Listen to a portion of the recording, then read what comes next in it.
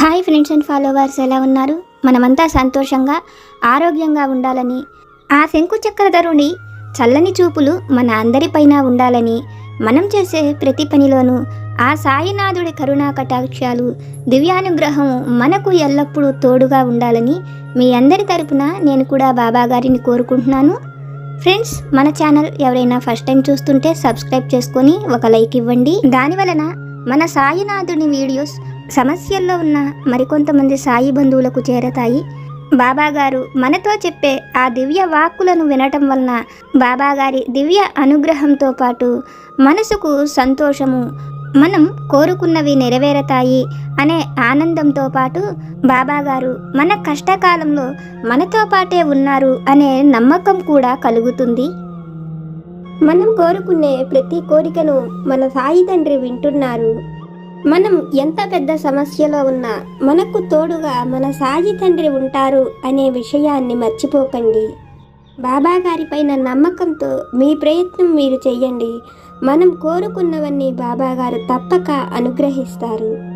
ఈరోజు బాబాగారు ఒక మంచి సందేశాన్ని మనకు తెలియజేస్తున్నారు.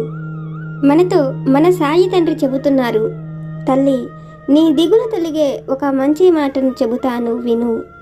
తరువాత నువ్వు తప్పకుండా సంతోషాన్ని పొందగలవు. తల్లి, ఇప్పుడు నువ్వు పడుతున్న బాధలు అన్నీ నాకు తెలుసు. నీ సమస్యలు నేను చూడకుండా ఉండలేదు. అయితే నీకు సంతోషం కలిగించే మాట ఏమిటి అని అనుకుంటున్నావు కదా? త్వరలోనే నీ బాధలు అన్నీ కూడా తొలగిపోతాయి. అలాగే నీ సమస్యలు అన్నీ తీరిపోయి నువ్వు ఆనందంగా జీవించగలిగే రోజులు కూడా వస్తున్నాయి. బిడ్డ, నీకు ఉన్న బాధలు, సమస్యలను చూసి నీలాంటి కష్టం మరెవరికి ఉండదని నువ్వు భావిస్తున్నావు.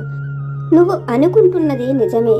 నీకు కలిగిన సమస్యల్ని చూసి అవి పెద్దవనుకోవడంలో తప్పులేదు. నువ్వు ఆ సమస్యల నుండి బయటపడేందుకు కొంతైనా పోరాటం చెయ్యి. తల్లి, నీకు సహాయంగా నీతో పాటు ఎప్పుడు నీ సాయి తండ్రి ఉన్నాడని తెలుసుకో. నీకోసం మంచి జీవితాన్ని లిఖించి ఉంచాను. నమ్మకంతో ప్రయత్నం చెయ్యి. తల్లి, ఇది నీ సాయి తండ్రి చెప్పే పరమ సత్యంగా నువ్వు గ్రహించగలిగితే నీ ఎదుట ఉన్న ఈ సమస్యలను చూసి నీవు దిగులు పడవు. శ్రద్ధ, సబూరితో ఉండు. నువ్వు కోరిన సంతోషాన్ని పొందుతావు తల్లి అని మన సాయి సమర్థులు ఒక చక్కని సందేశాన్ని మనకు అనుగ్రహిస్తున్నారు. సాధారణంగా మనకు ఉన్న సమస్యలను చూసి మనం ఎంతగానో బాధపడుతూ ఉంటాం.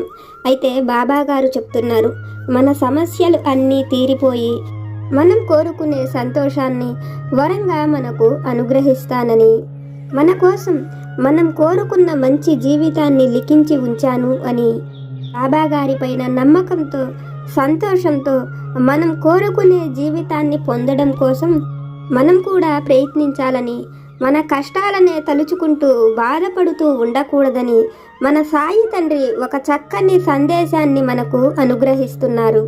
బాబాగారు మనతో చెప్పిన ఈ మాటలలోని పరమార్థాన్ని, సత్యాన్ని గ్రహించమని, అది మనకు అర్థమయ్యేట్లుగా బాబాగారు మనకు చెబుతున్న కథ ద్వారా, ఆ తండ్రి దివ్య వాక్కుల ద్వారా విని తెలుసుకుందాం. పూర్వం గిరిపురం అనే గ్రామంలో సిద్ధిదాత్రుడు అనే ఒక ఋషి ఉండేవాడు. అతను తన దగ్గరకు వచ్చిన వాళ్లకు వేద విద్యలను నేర్పిస్తూ ఉండేవాడు. సిద్ధిదాత్రుడి భార్య కూడా ఎంతో ఓర్పు, సహనము కలిగినది. అతని శిష్యులు అందరిలోనూ సుగుణుడు చాలా తెలివైనవాడు. గురువు చెప్పిన ప్రతి పాఠాన్ని ఎంతో తేలికగా నేర్చుకుంటూ ఉండేవాడు. గురువుకు సుగుణుడు అంటే చాలా ఇష్టం. గురువు భార్య కూడా సుగుణుణ్ణి తన బిడ్డలాగానే చూసుకుంటూ ఉండేది. వాళ్లకు చాలా రోజుల వరకు సంతానమే లేరు. కొన్నాళ్లకు ఆమెకు సంతానం కలుగుతున్నారని గురువు ఎంతో సంతోషిస్తుంటాడు. గురువు భార్యకు బిడ్డలు పుట్టే సమయం దగ్గరకు వస్తుంది. ఆమె పురిటి నొప్పులతో బాధపడుతూ ఉంటుంది. గురువు కూడా తనకు మగబిడ్డ కలుగుతాడో ఆడబిడ్డ కలుగుతుందో చూడాలి అనే సంతోషంతో బిడ్డ కోసం ఎదురు చూస్తుంటాడు. ఆ సమయంలో బ్రహ్మదేవుడు నడుచుకుంటూ పురిటి నొప్పులు పడుతున్న గురువు భార్య ఉండే గుడిసె వైపుకు వెళుతున్నట్లుగా కనిపిస్తుంది. అది చూసిన సుగుణుడు ఆశ్చర్యంగా, తనకు బ్రహ్మదేవుడు కనపడటమేమిటి, నిజంగానే నా కళ్ళకు బ్రహ్మదేవుడు కనిపిస్తున్నాడా అనే అనుమానంతో సుగుణుడు వెళ్ళి బ్రహ్మదేవుడుకు ఎదురుగా నిలబడతాడు. బ్రహ్మ సుగుణుడిని చూస్తూ, నేను ఇతనికి కనిపిస్తున్నానా, లేకపోతే ఇతను మామూలుగానే వచ్చి నిలబడ్డాడా అని పక్క నుంచి వెళ్ళబోతుంటే ఆ పక్కగా కూడా ఎదురుగా వచ్చి నిలబడతాడు. అది చూసిన బ్రహ్మదేవుడికి సుగుణుడికి తాను కనపడుతున్నాడని అర్థం చేసుకుని సుగుణుడితో, నాయన అడ్డులే, నేను నా పని చేసేందుకు వచ్చాను, నా పని నన్ను చెయ్యనివ్వు. ఆ పుట్టబోయే బిడ్డ నుదిటిపైన అతని తలరాతను రాయాలి. ఇలా నేను ఎంతోమందికి రాత రాయవలసి ఉన్నది, నువ్వు నాకు కాస్త అడ్డులేవమని చెప్తాడు. అందుకు సుగుణుడు, అలా అయితే నా గురువు బిడ్డల నుదిటిపైన ఏమి రాస్తున్నావో నాతో చెబితే తప్ప లోపలకు పోనివ్వనని చెప్తాడు. సుగుణుడి మాటలు విన్న బ్రహ్మదేవుడు, నాయన తలరాతను ఎవ్వరికీ చెప్పకూడదు, అది సృష్టి విరుద్ధమని బ్రహ్మదేవుడు చెప్తాడు. అందుకు సుగుణుడు, నువ్వు నాకు కనపడుతున్నావు కదా, నువ్వు అందరికీ కూడా తండ్రివే, నాతో చెప్పినంత మాత్రాన కలిగే నష్టమూ లేదు, నాకు చెప్పినందుకు కాను నువ్వు తలరాతను మార్చి రాసేది కూడా లేదు కదా, నువ్వు చెప్పకపోతే నేను ఈ లోపలికి నిన్ను పోనివ్వను, నువ్వు అందరికీ తండ్రివి కదా, నాకు చెప్పు అని చెప్పి బతిమిలాడతాడు. బ్రహ్మదేవుడు సుగుణుడి మాటలు విని అతని మొండితనానికి, అతని మాటలకు మురిసిపోతూ, సరే నాయన, నువ్వు అడిగినట్లుగానే ఆ పుట్టబోయే బిడ్డ నుదిటి రాతను నీతో చెబుతున్నాను. పుట్టబోయేది మగబిడ్డ, అతనికి నీ గురువు అంత పాండిత్యం ఉండదు. అలాగే మీ గురువు మీ అందరినీ ఎలా కష్టపడి పోషిస్తున్నాడో, అతనికి ఎంత సిరి సంపదలు అవసరమవుతున్నాయో అవి అన్నీ అతనికి లభించినట్లు అతని కొడుకైన ఇతనికి అంతగా ఏమీ ఉండవు. అతని ఇంట ఎప్పుడూ ఒక గోవు, ఒక బస్తా బియ్యం తప్పించి మరి ఏమీ ఉండవని చెప్తాడు. ఆ మాటలు విన్న సుగుణుడు, బ్రహ్మదేవ, అతను ఆ విధంగా దరిద్రాన్ని అనుభవించవలసిందేనా, బ్రతికున్నన్నాళ్ళు ఆ దరిద్రంతో బాధపడవలసిందేనా అని అడిగినప్పుడు, అతను చేసుకున్న కర్మ ఫలితాన్ని బట్టి అతని నుదుట రాత ఉంటుంది. ఇంతకు మించి నేను నీకు ఇంకా ఏ విషయాలు చెప్పకూడదని, నువ్వు ఈ విషయం ఎవరితో చెప్పినా నీ తల పగిలి చనిపోతావని సుగుణుడికి చెప్పి బ్రహ్మదేవుడు అక్కడ నుంచి వెళ్ళిపోతాడు. సుగుణుడు బ్రహ్మదేవుడు చెప్పిన మాటలు విని ఆశ్చర్యపోతాడు. గురువు సుగుణుడు బ్రహ్మదేవుడితో మాట్లాడుతున్నాడని తన దివ్యశక్తి ద్వారా తెలుసుకుని సుగుణుడితో, నాయన, ఇప్పటి వరకు ఎవరితో మాట్లాడావు, వాళ్ళు నీకు ఏ విషయాలను చెప్పారని అడుగుతాడు. అందుకు శిష్యుడు గురువుకు ఏమి చెప్పాలో, ఏ విధమైన మాటలు చెప్పాలో అర్థం కాదు, నిజం చెప్తే బ్రహ్మదేవుడు చెప్పినట్లుగా తన తల పగిలిపోతుందని, చెప్పకుండా ఎలా ఉండాలా అని ఆలోచిస్తున్న శిష్యుడిని చూసి సుగుణుడితో, నాయన, ఇప్పటి వరకు నువ్వు మాట్లాడిన విషయాలు మర్చిపోయి ఉంటావులే, ఇప్పుడు వాటిని నాకు చెప్పవలసిన అవసరమేముందిలే, సమయం వచ్చినప్పుడు నువ్వే చెబుదువు అంటూ గురువు ఆ మాటలను అక్కడతోనే వదిలేస్తాడు. కొన్నాళ్లకు గురువు భార్య మళ్ళీ గర్భవతి అయి మరొక బిడ్డను కనబోతుంటుంది. ఆ సమయానికి బ్రహ్మదేవుడు మళ్ళీ అక్కడకు వస్తాడు. బ్రహ్మదేవుణ్ణి చూసిన సుగుణుడు మళ్ళీ బ్రహ్మదేవుడికి ఎదురుగా వెళ్ళి బ్రహ్మదేవుడికి ప్రణమిల్లి ఆ పుట్టబోయే బిడ్డ ఎవరో, ఆ బిడ్డ నుదుటి రాత తనతో చెప్పమని అడుగుతాడు. సుగుణుడిని చూసిన బ్రహ్మదేవుడు, నీవు ఇంకా ఇక్కడ నుంచి వెళ్ళలేదా, ఇంకా ఇక్కడే ఉన్నావా అని అడిగినప్పుడు, అందుకు అతను తన చదువు పూర్తయిన తరువాత వెళతానని, కాకపోతే పుట్టబోయే బిడ్డ నుదిటి రాతను మాత్రం చెప్పమని అడుగుతాడు. మొదటిసారి చెప్పినట్లుగానే రెండవసారి కూడా ఈసారి పుట్టేది ఆడపిల్లని, ఆ పిల్లకు పెళ్లి రాత లేదని, పెళ్ళీడు వచ్చిన తర్వాత నుంచి మాత్రం ఆమెను చూసేందుకు రోజుకు ఒక వరుడు వచ్చి చూసి వెళ్ళిపోతూ ఉంటాడని చెప్తాడు. ఆ మాటలు వింటూనే సుగుణుడు బ్రహ్మదేవుడితో, ఇదేమి తలరాత నాయనా అని అడిగినప్పుడు, వాళ్ళు చేసుకున్న కర్మ ఫలితాన్ని బట్టే నేను రాసేది ఉంటుందని, ఈ విషయాలను ఎవరితోనూ చెప్పకూడదని అతనికి చెప్పి అక్కడి నుంచి వెళ్ళిపోతాడు. సుగుణుడి చదువు కూడా పూర్తయిపోతుంది. సుగుణుడు గురువైన సిద్ధిదాత్రుడితో, గురువర్య, మీకు గురుదక్షిణగా ఏమి కావాలని అడుగుతాడు. అందుకు అతను తనకు గురుదక్షిణగా ఏమీ అవసరం లేదని, సుగుణుడు సంతోషంగా ఉంటే చాలని అక్కడి నుంచి దీవించి పంపించేస్తాడు. సుగుణుడు తన గ్రామానికి వెళ్ళి తనకు తగినట్లుగా ఒక మంచి అమ్మాయిని చూసి వివాహం చేసుకుని సంతానాన్ని కూడా కంటాడు. ఆ పిల్లల్లో ఒకళ్ళకి 6 సంవత్సరాలు, ఒకళ్ళకి 8 సంవత్సరాల వయసు వస్తుంది. సుగుణుడికి తన గురువు గారి బిడ్డలు గుర్తుకు వస్తారు. వాళ్లకు బ్రహ్మదేవుడు రాసిన నుదుటి రాత అన్ని విషయాలు గుర్తుకు వచ్చి, ఇప్పుడు ఆ బిడ్డలు ఎలా ఉన్నారో, చిన్నప్పుడు నన్ను వాళ్ళు తన కొడుకుగా పెంచుకున్నారు, ఆ బిడ్డలు కూడా అన్న అనే ఎంతో ప్రేమతో పిలిచేవాళ్ళు, ఇప్పుడు వాళ్ళు ఎలా ఉన్నారో, బ్రహ్మ రాసిన నుదుటి రాత వాళ్ళ జీవితంలో జరుగుతుందో లేదోనని అనుకున్న సుగుణుడు తన భార్యను పిలిచి తను కొన్నాళ్ళు వాళ్ళ గురువు గారి ఇంటికి వెళ్ళి రావాలనుకుంటున్నాడని, అక్కడ తనకు కొన్ని ముఖ్యమైన పనులు ఉన్నాయని, వచ్చేందుకు 5-6 మాసాల సమయమైనా పడుతుందని, అప్పటి వరకు తనకు కావాల్సినవన్నీ కూడా అప్పగించి గిరిపురానికి వెళ్ళి గురువు ఇంటికి చేరుకుంటాడు. అతడిని చూడగానే గురువు కొడుకు ఎంతో సంతోషంగా ఆప్యాయంగా సుగుణుణ్ణి లోపలకు పిలుస్తాడు.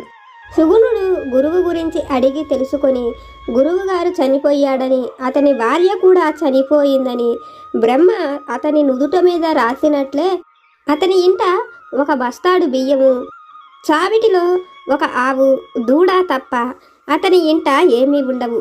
అతని చెల్లెలను చూసేందుకు ఎన్నో సంబంధాలు వస్తూ ఉంటాయి. అందరూ చూసి పిల్ల నచ్చిందనేవారే కానీ పెళ్లి చేసుకునేందుకు ఎవరూ ముందుకు రావటం లేదు. తనకంటే వయసులో ఎంతో పెద్దవాళ్ళు, పెళ్ళయ్యి పిల్లలు ఉన్నవాళ్ళు కూడా తనను వివాహం చేసుకునేందుకు రావటం లేదని, చెల్లైన చంద్రికకు పెళ్లి చేస్తే తనకు కొన్ని బాధ్యతలు తీరుతాయని, చంద్రిక తన భార్య చేతుల్లో పడే అవమానాల నుంచి బయటపడుతుందని అన్ని విషయాలు కూడా సుగుణుడితో చెప్తాడు. సుగుణుడు ఆ మాటలు వింటూ రామభద్రంతో, నువ్వు ఈ విషయాల గురించి బాధపడకు, దైవం మనకు చేసే ప్రతి పని మన మంచికేనని, మన నుదుటి రాతను పట్టే ఉంటుందని మనం ఆలోచించాలి. అలాగే నీ చెల్లికి వివాహం చేసి నీ జీవితం స్థిరపడేలాగా నేను నీకు కొన్ని విషయాలను చెప్తాను, వాటిని నువ్వు చెయ్యమని చెప్తాడు. ఆ మాటలు విన్న రామభద్రానికి తండ్రి చనిపోయే ముందు చెప్పిన విషయాలు గుర్తుకు వస్తాయి. తన శిష్యుడు సుగుణుడు చాలా తెలివైనవాడని, అతని ఆలోచనల ప్రకారం నడుచుకుంటే ఇతనికి ఉన్న దరిద్ర బాధలు తీరిపోతాయని, అతని సమస్యలు అన్నీ కూడా దూరమవుతాయని చెప్తాడు. ఆ మాటలను గుర్తుపెట్టుకున్న రామభద్రం సుగుణుడు ఏమి చెప్తే దానిని చేస్తానని చెప్తాడు. సుగుణుడు వెంటనే రామభద్రంతో, నీ ఇంట్లో ఉన్న బియ్యాన్ని అమ్మడం కానీ లేదంటే అన్నదానం కానీ చెయ్యి, నీ గోవును తీసుకువెళ్ళి సంతలో అమ్మేసేయమని చెప్తాడు. సుగుణుడి మాటలు విన్న రామభద్రం మొదట ఆశ్చర్యపోయినా, అతను ఏమి చెప్తే తండ్రి అది చెయ్యమన్నాడు కాబట్టి ఇంట్లో ఉన్న బియ్యాన్ని అన్నదానం చెయ్యాలని అనుకుంటాడు. అందుకు రామభద్రం భార్య, మనకు ఈ బియ్యం తప్పితే మరేమీ లేవు కదా అని రామభద్రం భార్య మాట్లాడుతుంది. కానీ రామభద్రం మాత్రం భార్య చెప్పిన ఏ మాటలను వినిపించుకోకుండా తన ఇంట్లో ఉన్న బియ్యం మొత్తాన్ని అతనే దగ్గర ఉండి మరీ ఉండి అన్నదానం చేసేస్తాడు. తన దగ్గర ఉన్న గోవును సంతకు తీసుకువెళ్ళి అమ్మేసి డబ్బు చేసుకొని సాయంత్రానికి ఇంటికి వస్తాడు. అయితే తను చేసిన పని గురించి మాత్రం ఒక ఇంత ఆలోచనగా భయంతోనే ఉంటాడు రామభద్రం. సుగుణుడు మాత్రం రామభద్రం నుదుటి రాత్ర పూర్తిగా తెలిసినవాడు కాబట్టి ఏమాత్రము భయపడకుండా ఉంటాడు. అయితే ఆ ఊరి జమీందారి చనిపోయాడని, అతన్ని కర్మకాండలు చేయించేందుకు రామభద్రాన్ని రమ్మనమని జమీందారి కొడుకులు అక్కడకు పిలిపించుకొని రామభద్రం చేత తండ్రికి మొదటి రోజు అంత్యక్రియలను చేపించి అక్కడ గోదానము, ధాన్యము ఇలా ఎన్నో రకాల దానాలను చేస్తారు. వాటిల్లో ఇతనికి గోదానము, ధాన్యము రెండిటినీ కూడా ఇస్తారు. వాటి రెండిటిని సాయంత్రానికి ఇంటికి తీసుకొని వస్తాడు రామభద్రం. వాటిని కూడా అమ్మి ధనం చేసి తీసుకురామనమని చెప్తాడు సుగుణుడు. సుగుణుడు చెప్పినట్లుగానే అతను ఆ గోవును, ధాన్యాన్ని అమ్మి ఆ ధనం తీసుకొని ఇంటికి వస్తాడు. మరుసటి రోజు పొరుగురులోని ఒక రాజ సైన్యాధికారి తను సొంత ఇంటిని కట్టుకున్నానని, ఆ ఇంటి గృహప్రవేశానికి పూజకు రామభద్రాన్ని రమ్మనమని పిలిచి రామభద్రం చేత పూజ చేయించుకొని, రామభద్రం చేసిన పూజా విధానాలు నచ్చాయని అతని సంతోషం కోసం రామభద్రం అడిగిన తాంబూలాదులతో పాటు ఒక గోవును, ఒక బస్తాడు ధాన్యాన్ని ఇస్తాడు. అది చూసిన రామభద్రం ఎంతో సంతోషంగా వాటిని ఇంటికి తీసుకువెళ్ళి సుగుణుడు చెప్పినట్లుగా ఆ రోజు కూడా వాటిని అమ్మేస్తాడు. ఆ విధంగా రామభద్రం ఇంట ప్రతిరోజు ఒక గోవు, ఒక బస్తా ధాన్యము ఏ పూజలు పునస్కారాల వల్ల వచ్చి చేరుతూ ఉంటాయి. కొన్నాళ్లకు పూజలు పునస్కారాలు లేకపోయినప్పటికీ అతని ఇంట రోజు ఎవరో ఒకళ్ళు ఒక గోవును, ఒక బస్తా బియ్యాన్ని మాత్రం తెచ్చిచ్చి వెళుతూ ఉంటారు. అలా రామభద్రం ప్రతిరోజు వచ్చిన వాటిని అమ్ముతూ సుగుణుడు చెప్పినట్లుగానే చేస్తుంటాడు. రామభద్రాన్ని ఒక దరికి చేరుస్తున్నాననుకుంటున్న సుగుణుడు ఇంకా చంద్రికకు జీవితం కూడా సరిచెయ్యాలని ఆలోచించి చంద్రికతో, తల్లి, నీకు వివాహం కాలేదని బాధపడకు. ఇంక నుంచే నిన్ను చూడడానికి ఎవరు వచ్చినా వాళ్లకు నిన్ను పెళ్లి చూపులు చూసేందుకు ఒక బంగారు పట్టుచీర, ఒక వడ్డాణము, జడబిళ్ళలు, మెడకు కంటె వీటిని తీసుకువచ్చి ఇస్తేనే నువ్వు పెళ్లి చూపుల్లో వాళ్ల కంట కనపడతానని చెప్పమని చెప్తాడు. ఆ మాటలు వింటున్న చంద్రిక సుగుణుణ్ణి చూస్తూ, అన్నయ్య, నేను ఇవి ఏవి అడగకుండానే నన్ను చూసిన వాళ్ళు నేను నచ్చానని చెప్పి కూడా నన్ను వివాహం చేసుకోకుండా వెళ్ళిపోతున్నారు. ఇవి అన్నీ అడిగితే నన్ను చూసేందుకు ఎవరు వస్తారని అంటుంది. అందుకు చంద్రికతో, తల్లి, ఇప్పటి వరకు నిన్ను ఎంతోమంది చూశారు. చూసిన వాళ్లలో ఎవరు నువ్వు నచ్చావని వచ్చి వివాహం చేసుకున్నారు. కాబట్టి ఇప్పుడు నీకు కలిగే నష్టమేమీ లేదు. ఈ విధంగా అడిగి చూడమని చెప్తాడు. సుగుణుడు చెప్పినట్లుగానే చంద్రిక ఆ రోజు తనను పెళ్లి చూపులు చూడడానికి వచ్చిన వ్యక్తులతో సుగుణుడు చెప్పిన ఆ వస్తువులు తీసుకువస్తేనే తనను చూసేందుకు వాళ్ళ ఎదురుకు వచ్చి వాళ్ళ ఎదురుగా నిలబడతానని చెప్తుంది. ఆ మాటలు వింటూనే ఆ పెళ్లి కొడుకు వాళ్ళు అక్కడ నుంచి వెళ్ళిపోతారు. అయితే అది ఆ నోట ఈ నోట ఆ గ్రామమంతా పాకుతుంది. అలా ఆ గ్రామంతో పాటే చుట్టుపక్కల గ్రామాలలో కూడా ఈ విషయం తెలుస్తుంది. దాంతో ఎవ్వరూ కూడా చంద్రికను చూసేందుకు వచ్చేందుకు సాహసించరు. చంద్రికను చూసేందుకు ఎవ్వరూ రావటం లేదని, ఇంకా చంద్రికకు వివాహం కాదని, సుగుణుడు చెప్పినట్లుగా చేస్తే మీ జీవితాలు ఇట్లాగే ఉంటాయి అంటూ రామభద్రం భార్య రామభద్రాన్ని చంద్రికను తిడుతూనే ఉంటుంది. రామభద్రం కానీ చంద్రిక కానీ ఈ విషయాలను కొంచెం కూడా పట్టించుకోరు. అతను వచ్చిన తరువాత వాళ్ళ జీవితంలో చాలా వరకు మార్పు వచ్చిందని రామభద్రం గ్రహిస్తాడు. చంద్రిక విషయంలో కూడా అలాగే జరుగుతుందని అతను ఆశతో ఎదురు చూస్తుంటాడు. చంద్రిక కూడా మనసులో ఆ విధంగానే అనుకుంటుంది. 4 రోజుల తరువాత చంద్రికను చూసుకునేందుకు ఒక వ్యక్తి వస్తున్నాడని, ఆ రోజు సాయంత్రం అతను వస్తాడని అతను అతని దగ్గర పనివాడినని చెప్పి వెళ్ళిపోతాడు. ఆ పనివాడు చెప్పినట్లే ఆ రోజు సాయంత్రానికి ఒక నడి వయస్సు వాడు ఒక బంగారు జరీ చీరతో పాటు తను కోరుకున్న వస్తువులను, పసుపు కుంకాన్ని ఒక తాంబూలం పళ్ళెంలో పెట్టి చంద్రికను చూసుకునేందుకు వచ్చి ఆమెకు వాటిని ఇచ్చి చూసి వెళ్ళిపోతాడు. అతను ప్రతిరోజు కూడా అదే విధంగా వచ్చి చంద్రికను చూసి వెళుతుంటాడు. అలా ఒక నెల రోజులు గడిచిన తరువాత చంద్రిక ఒకరోజు సుగుణుడు దగ్గరకు వెళ్ళి, అన్నయ్య, అతను రోజు వచ్చి ఆ విధంగా చూసి వెళ్ళిపోతున్నాడు.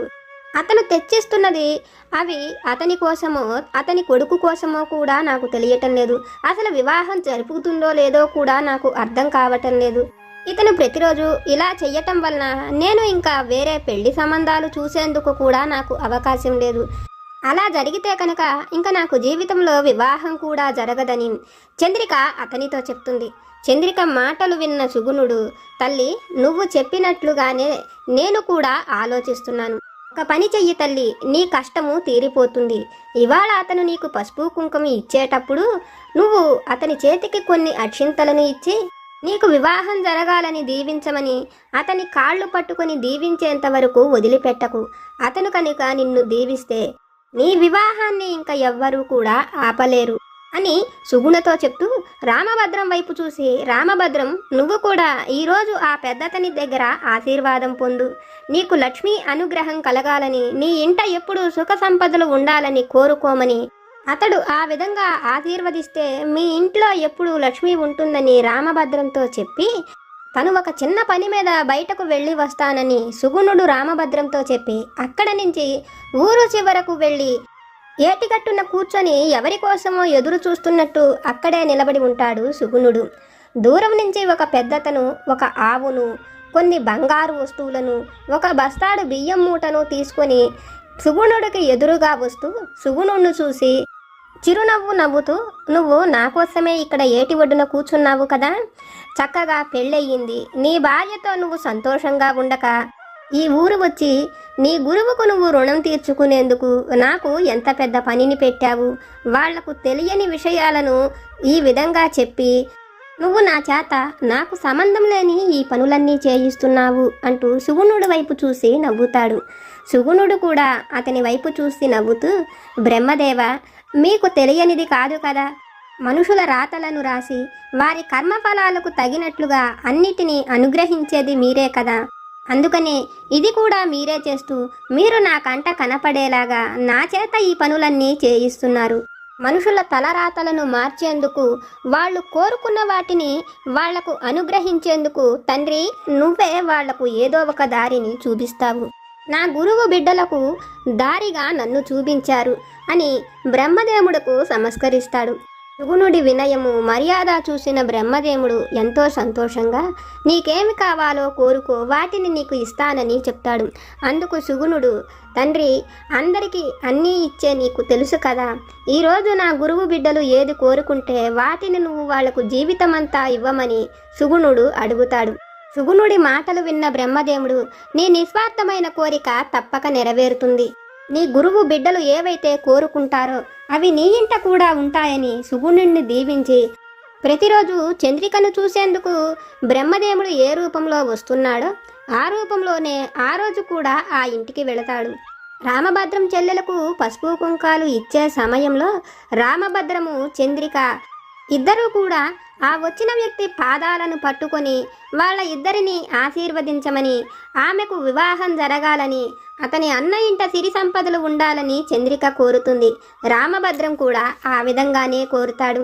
వాళ్ళ ఇద్దరి కోరిక నెరవేరుతుందని, వాళ్ళు కోరుకున్నట్లు అన్నీ జరుగుతాయని అతను దీవించి వెళ్ళిపోతాడు. అతను వెళ్ళిన వారం రోజులకే చంద్రికకు రాజా ఆస్థానంలో పురోహితుడైన అతని కొడుకుకి రామభద్రం చెల్లిని ఇచ్చి వివాహం చెయ్యమని అక్కడకు వచ్చి ఒక పెద్ద వ్యక్తి అడుగుతాడు. అది చూసిన రామభద్రం ఎంతో సంతోషిస్తాడు. తను ఎంత వెతికినా దొరకని ఒక గొప్ప సంబంధం దాని అంతటా అదే వెతుక్కుంటూ వచ్చిందని, అయితే దీనంతటికీ కారణం ఆ పెద్ద వ్యక్తి వాళ్ళ ఇద్దరిని దీవించటం వలనేనని, ఆ పెద్ద వ్యక్తి ఎవరో గొప్పవాడు అయ్యి ఉంటాడని, సుగుణుడు అందుకే అతని దగ్గర ఆ విధంగా ఆశీర్వాదం తీసుకోమన్నాడని రామభద్రానికి అర్థమవుతుంది. తల్లి, ఇది విన్న నీకు నేనేమి చెప్పాలనుకుంటున్నానో అర్థమైంది కదా. నువ్వు కోరుకున్నది జరిగేలా నీ తండ్రిగా నీకోసం మంచి రాతను లిఖించి ఉంచాను. నీకు కలిగిన సమస్యలు, బాధలు అన్నీ కూడా నీ నుంచి దూరమవుతాయి. తల్లి, ఇది నీకోసం నీ తండ్రి చెప్పే సత్యవాక్కు అని మన సాయి సమర్థులు ఒక మంచి మాటను మనతో చెబుతున్నారు. మనం కోరుకున్న ఉద్యోగమైన, మనం ఇష్టపడ్డ వ్యక్తితో వివాహమైన, భర్తతో సంతోషకరమైన జీవితమైన, బిడ్డలైన, మన ఆరోగ్యమైన, మనం కోరుకున్నది ఏదైనా జీవితమంతా మనతోనే ఉంటుంది అని బాబాగారు మనల్ని ఆశీర్వదించి చెప్పిన ఈ సత్యవాక్కులను విన్నారు కదా. బాబాగారు మనల్ని ఆశీర్వదించి చెప్పిన ఈ దివ్య వాక్కులు కనుక మీకు నచ్చితే లైక్ చేయండి, షేర్ చేయండి. మీకేమైనా సమస్యలు కనుక ఉంటే వాటిని నాకు కామెంట్ సెక్షన్లో పెట్టండి. నేను పూజ చేసుకునేటప్పుడు మనందరి సమస్యలు తీరాలని, మన అందరి కోరికలు నెరవేరాలని మీ అందరి తరపున నేను కూడా బాబాగారిని కోరుకుంటాను. నాకు తెలిసిన పరిష్కారాలను కూడా చెప్తాను. జై సమర్థ సద్గురు సాయినాథ్ మహారాజ్ की जय।